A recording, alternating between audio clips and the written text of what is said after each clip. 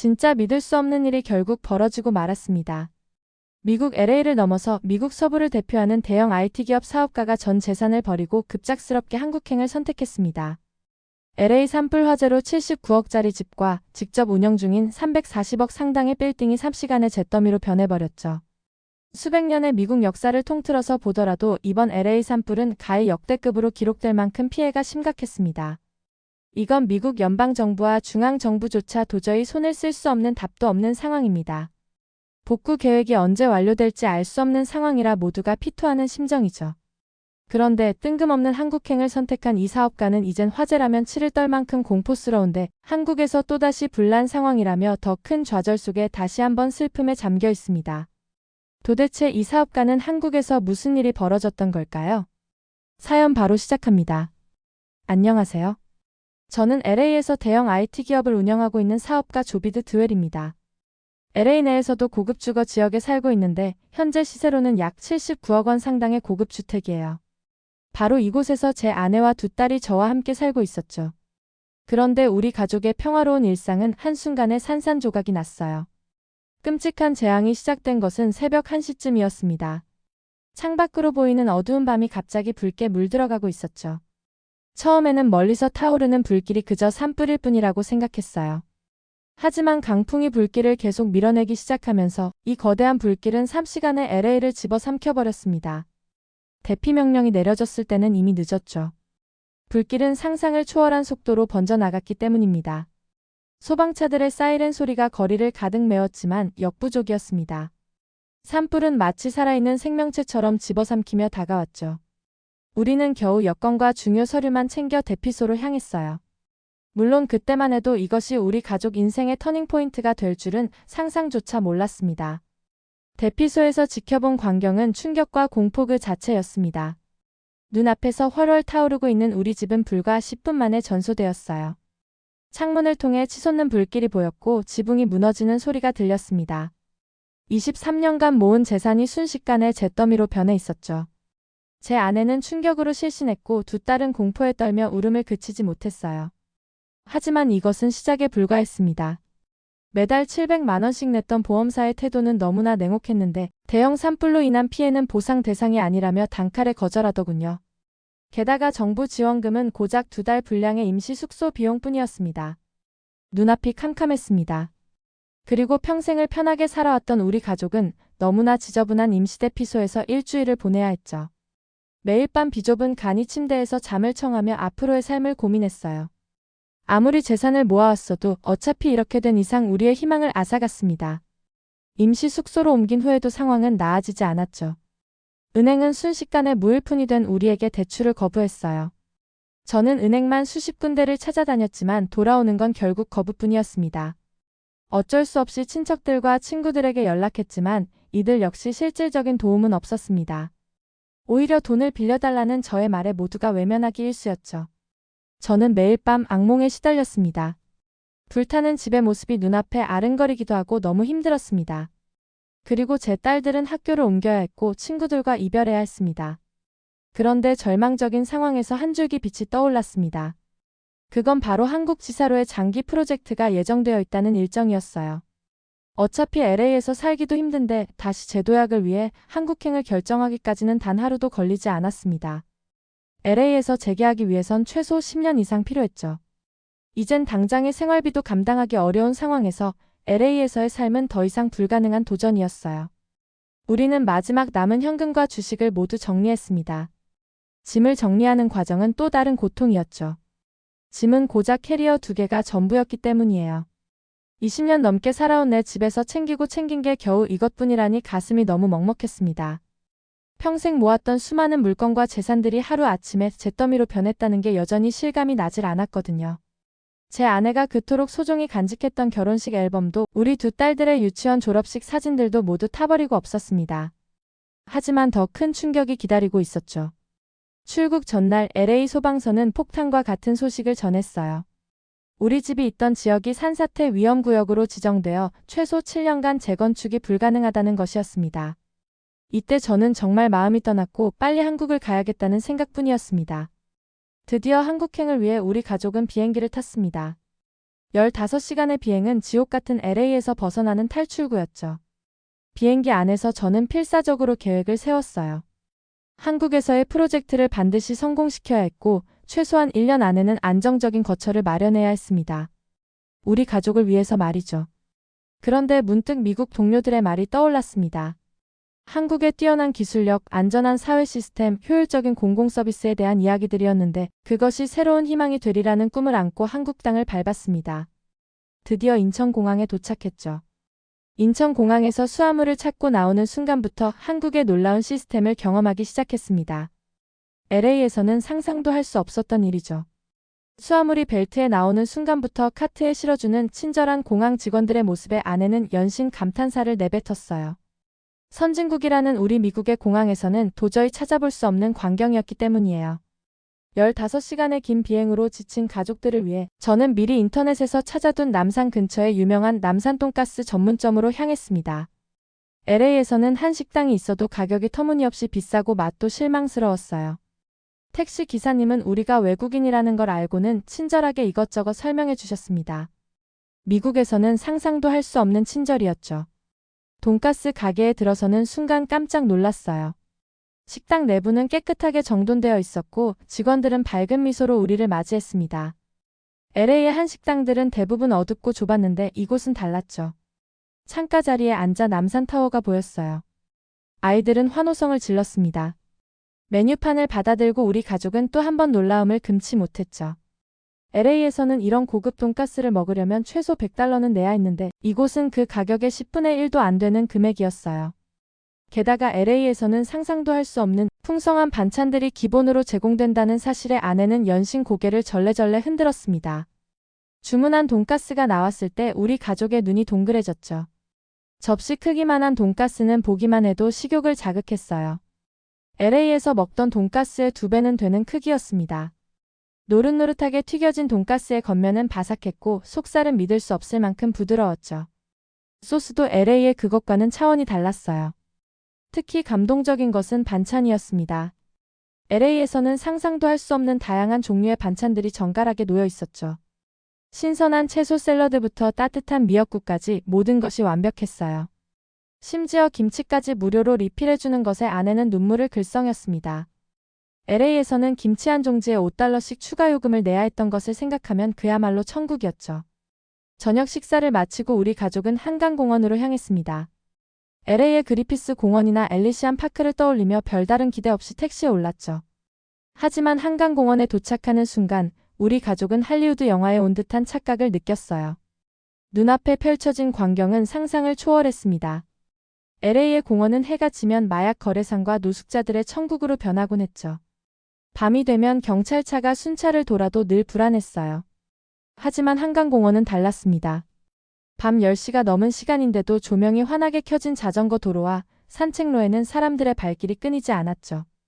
조깅하는 시민들, 자전거를 타는 연인들, 돗자리에 앉아 도시의 야경을 즐기는 가족들로 공원은 활기가 넘쳤어요.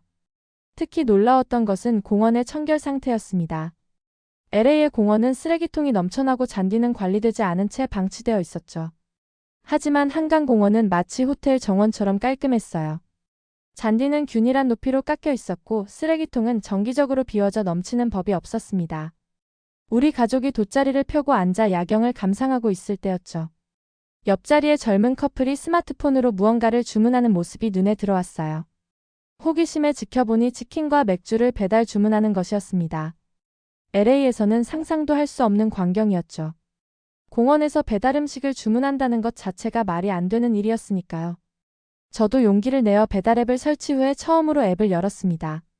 설치하자마자 눈앞에 펼쳐진 수백 개의 음식점들에 놀라지 않을 수 없었죠. LA에서도 우버이츠나 도어대시 같은 배달 서비스가 있지만 대부분 1시간에서 2시간 정도는 기본으로 기다려야 했어요. 그나마도 주문이 제대로 도착할지는 늘 불확실했습니다. 하지만 한강공원에서 경험한 배달 서비스는 그야말로 혁명적이었죠. 치킨과 맥주를 주문하고 나서 겨우 10분 만에 배달기사님이 도착했어요. 심지어 공원의 정확한 위치까지 찾아와 주셨습니다. LA였다면 절대 불가능한 일이고 진짜 상상조차 할 수 없었던 일이었습니다. 한국에서는 비싸다고 하는 그 배달료 역시 LA에 비하면 4분의 1 수준이었고 음식은 그야말로 완벽한 상태로 도착했어요.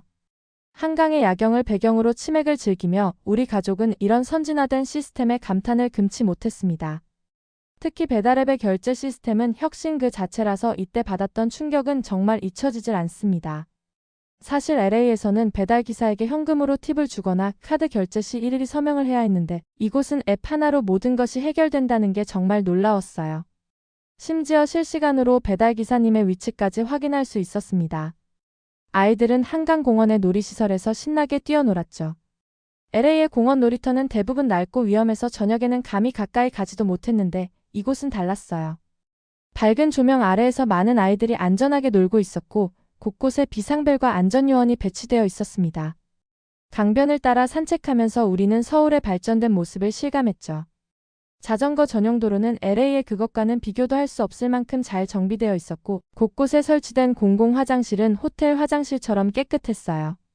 심지어 공용 와이파이까지 완벽하게 작동했습니다.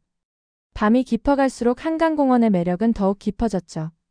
시시각각 변하는 다리의 조명, 강물에 비치는 도시의 불빛, 평화로운 분위기 속에서 삼삼오오 모여있는 시민들의 모습이 인상적이었어요. LA의 공원에서는 볼 수 없는 낭만적인 풍경이었습니다. 이런 환경 속에서 우리 가족의 마음속 불안과 걱정은 자연스럽게 녹아내렸죠. LA에서의 끔찍했던 기억들이 마치 먼 과거의 일처럼 느껴졌어요. 아내는 여보 우리가 진작 한국에 올 걸 그랬어요 라며 행복한 미소를 지었습니다. 한강공원을 나서면서 저는 이런 생각이 들었죠. 이토록 발전된 시스템과 문화를 가진 나라가 왜 미국에서는 제대로 알려지지 않았을까요? LA의 실리콘밸리 기업들이 이런 배달 시스템을 보면 틀림없이 충격에 빠질 거예요. 불과 한 세대 만에 이토록 놀라운 발전을 이룬 한국의 저력이 새삼 놀랍게 느껴졌습니다. 다음 날 우리 가족은 한국에서의 새로운 보금자리를 찾아 여러 아파트를 둘러보았는데 우리는 마침내 그나마 이상적인 집을 발견했습니다. 그리고 정말 신기한 게 전세라는 제도로 전세 계약을 했는데 이자도 한 푼도 안 내고 그냥 목돈만 내면 살 수 있다는 것이었습니다. 미국은 무조건 월세로 살던가 내 집을 직접 매수해야 했는데 한국에선 월세가 아닌 전세를 통해서도 집을 구할 수 있다니 너무나 충격적이고 신기했습니다. 아파트 계약 이후 첫날 단지 입구에 들어서는 순간부터 LA와는 완전히 다른 차원의 주거 문화를 경험하기 시작했습니다. 우선 지하 주차장은 완벽한 보안 시스템을 갖추고 있었어요. LA의 아파트 주차장은 늘 불법 주차와 범죄의 위험이 도사리고 있었는데 이곳은 차량 번호 자동 인식 시스템으로 외부 차량의 진입을 원천 차단했습니다. 엘리베이터는 또 다른 차원의 경험이었죠. 그 비싼 고급 주택조차도 엘리베이터는 고장이 잦았고 기다리는 시간도 길었는데 이곳은 스마트폰 앱으로 미리 호출이 가능했어요. 심지어 엘리베이터 안에 공기청정 시스템까지 갖추고 있어서 아내는 연신 감탄사를 내뱉었습니다. 현관문 앞에 도착해서 우리는 또 한 번 놀라움을 금치 못했죠. 디지털 도어락은 지문 인식과 얼굴 인식, 비밀번호 입력 등 다양한 방식의 출입을 지원했어요. LA에서는 열쇠를 잃어버릴까 늘 불안에 시달렸는데 이제는 그런 걱정이 필요 없게 되었습니다. 도어락 시스템은 외출 시 가스밸브 자동 차단 기능까지 갖추고 있었죠. 신발을 벗고 집 안으로 들어서는 순간 우리 가족은 마치 영화 속 미래의 집에 온 것 같은 기분을 느꼈어요. 바닥에서 올라오는 따뜻한 온기가 온몸을 감쌌습니다. LA의 집은 겨울이면 히터를 틀어도 천장에서만 더운 바람이 나와 발은 늘 차가웠죠. 게다가 난방비는 천문학적으로 나왔어요. 하지만 이곳의 온돌 난방은 완전히 달랐습니다. 한국도 지금 최강 한파가 몰아치고 있는 상황인데 이곳의 실내는 마치 봄날처럼 따뜻했습니다. 바닥부터 균일하게 올라오는 온기 덕분에 집안 어디서나 동일한 온도를 유지할 수 있었어요. 저는 이 온돌 시스템을 더욱 집요하게 공부해봤습니다. 아무리 생각해도 이런 한국식 온돌 시스템은 전 세계를 자주 다녔던 저조차 듣도 보도 못한 특이한 시스템이었거든요. 보통 미국은 중앙 난방식 히터는 따뜻한 공기를 위에서 아래로 내려보내는 방식인데 이는 치명적인 단점이 많았어요. 천장 근처는 덥고 바닥은 차가워서 온도 차이가 심했고 건조한 바람 때문에 아이들이 감기에 자주 걸렸습니다. 특히 LA의 히터는 가동 시 소음이 심했죠. 밤잠을 설칠 정도였어요. 더구나 전기료는 천문학적으로 나왔는데도 효율은 형편없었습니다. 집 전체를 따뜻하게 데우려면 최소 2시간은 히터를 틀어야 했고 끄면 금세 차가워져서 지속적으로 켜둘 수밖에 없었죠. 그래서 매달 난방비가 200만 원이 훌쩍 넘기는 일이 다반사였어요. 하지만 한국의 온돌 난방은 완전히 달랐습니다. 바닥 전체에서 은은하게 퍼지는 따뜻함이 마치 자연스러운 햇볕처럼 느껴졌죠. 신기한 것은 바닥만 따뜻한 게 아니라는 점이었어요. 온돌의 과학적 원리를 알아보니 바닥의 열이 위로 올라가면서 공기를 자연스럽게 데워 실내 전체를 균일한 온도로 만든다는 것을 알게 되었습니다. LA의 집은 방마다 온도 차이가 심했는데 온돌은 집 전체가 골고루 따뜻했죠. 아이들이 거실에서 놀다가 방으로 들어가도 온도 차이를 느낄 수 없었어요. 더구나 미국의 히터처럼 건조한 바람을 내뿜지 않아 실내 습도도 적정하게 유지되었습니다. 아이들의 피부 트러블도 눈에 띄게 좋아졌죠. 더 놀라운 것은 난방비였습니다. 한 달치 관리비를 받아보고 우리 가족은 깜짝 놀랐죠. LA에서 내던 난방비의 7분의 1 수준이었어요. 온돌의 추결 효과 덕분에 한번 데워진 바닥은 오랫동안 따뜻함을 유지했고 이는 엄청난 에너지 절약으로 이어졌습니다. 미국의 히터는 가동과 중단을 반복하면서 실내 온도가 크게 올라갔다 내려갔다를 반복했죠. 이 과정에서 많은 에너지가 낭비되었어요. 하지만 온돌은 일정한 온도를 유지하면서 필요한 만큼만 열을 보충하는 방식이라 에너지 효율이 월등히 높았습니다. 스마트폰 앱으로 각 방의 온도를 섬세하게 조절할 수 있는 것도 큰 장점이었죠. 온돌의 또 다른 장점은 소음이 전혀 없다는 점이었어요. LA에서는 히터 바람 소리와 팬 돌아가는 소리 때문에 늘 스트레스였는데 온돌은 완벽한 무소음으로 작동했습니다. 덕분에 수면의 질도 훨씬 좋아졌죠. 아이들도 더 이상 히터 소음 때문에 잠을 설치는 일이 없어졌어요. 바닥 난방의 장점은 생활 방식에서도 드러났습니다. LA에서는 차가운 바닥 때문에 실내에서도 신발을 신고 다녀야 했죠. 하지만 온돌은 맨발로 걸어도 기분 좋을 만큼 따뜻했어요. 아이들은 바닥에 배를 대고 누워 숙제를 하는 것을 즐겼고 우리 부부도 바닥에 앉아 차를 마시며 대화를 나누는 것이 일상이 되었습니다. 특히 인상적이었던 것은 온돌의 역사성이었어요. 2000년 전부터 이어져 온 한국의 전통 난방 방식이 현대 기술과 만나 이토록 완벽한 시스템으로 발전했다는 사실이 놀라웠습니다. 미국의 첨단 기술도 따라오지 못하는 과학적 원리가 이미 오래 전부터 한국에 존재했다는 것이 자랑스러웠죠. 실리콘밸리의 IT 기업들은 인공지능과 자율주행차를 개발하느라 바쁘지만 정작 인간의 기본적인 주거 환경을 개선하는 데는 실패했다고 생각했어요. 반면 한국은 전통의 지혜를 현대 기술과 접목해 완벽한 주거 환경을 만들어냈습니다. 이것이야말로 진정한 기술의 혁신이 아닐까요? 다음 날이었습니다. 아침에 일어나 창밖을 바라보니 세상이 하얗게 변해 있었습니다. 한국의 겨울은 LA와는 비교도 할 수 없을 만큼 춥고 눈보라 역시 상당히 매서웠죠. 기상청 발표로는 밤사이 30cm가 넘는 폭설이 내렸다고 해요. LA에서는 가히 상상도 할 수 없는 눈의 양이었습니다. 미국 동부 역시 눈은 오긴 오지만 만약 이 정도 눈이 오면 도시가 마비되곤 합니다. 아이들은 창밖에 눈을 보며 즐거워했지만 저는 걱정이 앞섰어요. LA에서는 약간의 눈만 와도 도로가 통제되고 학교가 휴교하고 도시 전체가 마비되곤 했습니다. 특히 제설 작업은 최소 나흘은 걸렸죠. 그런데 놀라운 일이 벌어졌어요. 아파트 단지 내 도로에서 제설 작업이 시작된 지 불과 30분 만에 깨끗하게 눈이 치워졌습니다. 창문 너머로 제설 작업을 지켜보니 마치 군대 작전 같았죠. 여러 대의 제설차가 체계적으로 움직이며 눈을 치웠고 미처 차가 닿지 않는 곳은 미리 대기하고 있던 인력들이 즉시 처리했어요. LA에서는 상상도 할 수 없는 효율성이었습니다. 특히 놀라웠던 것은 제설제와 함께 염화칼슘을 동시에 뿌려 빙판길 생성을 원천 차단한다는 점이었죠.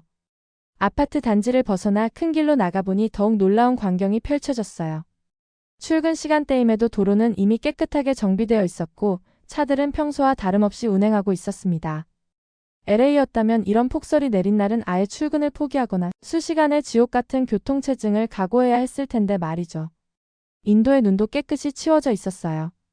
미국에서는 보통 차도만 간신히 치우고 인도는 방치하는 경우가 많았는데 이곳은 보행자의 안전까지 꼼꼼히 신경 쓰고 있었습니다. 버스 정류장과 지하철역 주변은 더욱 철저하게 관리되고 있었죠. 마치 눈이 내리지 않은 것처럼 시민들의 일상이 전혀 방해받지 않았어요. 아침 뉴스를 보다가 우리는 충격적인 소식을 접했습니다. LA에서 폭우가 내리면서 우리가 살던 지역이 산사태 위험까지 처했다는 소식이었죠. 불에 탄 산비탈이 폭우로 인해 무너질 위험이 커졌다는 내용이었어요. 전문가들은 최소 2년간은 해당 지역 거주가 불가능할 것이라고 예측했습니다. 이 소식은 우리 가족에게 운명적인 결정을 내리게 한 계기가 되었죠. 아내와 진지한 대화를 나눈 끝에 우리는 한국에서의 장기 체류를 넘어 아예 정착하기로 결정했어요.